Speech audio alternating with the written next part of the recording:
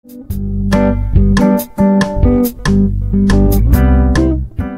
वालेकुम, कैसे हैं आप सब लोग। उम्मीद करती हूँ कि आप लोग सब ठीक ठाक होंगे। Welcome to Abbott foodies.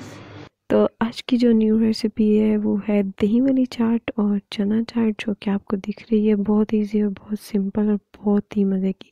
एक चाट से हम 2 चाट आराम से बना सकते हैं। तो चैनल को सब्सक्राइब कर दें।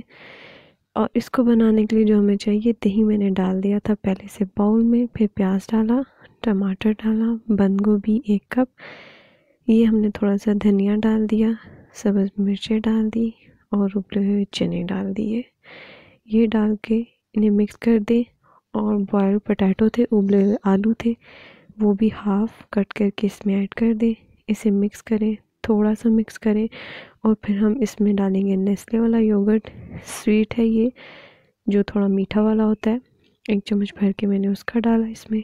बहुत अच्छा और क्रीमी टेस्ट आता है, तो इसको मस्ट आपने डालना है। ग्रीन चटनी, जो कि आम पकौड़ों के साथ हम लोग खाते हैं, वो 2 चम्मच डालें। चाट मसाला हस्बे जायका, जितना आपको मसाला इसका पसंद हो वो डालें। इसे मिक्स करें और बेहतरीन चाट, दही वाली चाट रेडी हो जाएगी।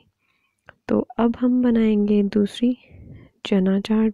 बहुत आसान, वही जो चीज़ें हमने दही वाली चाट में डाली थी वही हमने इसमें डालनी है। प्याज, टमाटर, धनिया, सब्ज़ मिर्च और उबले हुए चने। साथ ही हम इसमें थोड़े से आलू डाल देंगे और जो आलू बच जाएंगे वो हम दोबारा से दूसरी चाट में मैंने डाल दिया। सॉरी, चाट मसाला और नमक नहीं दिखाया डालते हैं, वो भी डाल दें हस्बे जायका। मिक्स करें। और ये सबसे स्पेशल चीज़ ये है आलू बुखारे और इमली का शरबत। ये बहुत ही कमाल कर देता है आपके चने चाट को। इसमें आपको इमली डालने की भी ज़रूरत नहीं पड़ती। पापड़ी डालें और मज़ेदार आपका दही चाट और चना चाट खट्टा मीठा रेडी है। अपनी दुआओं में याद रखिएगा।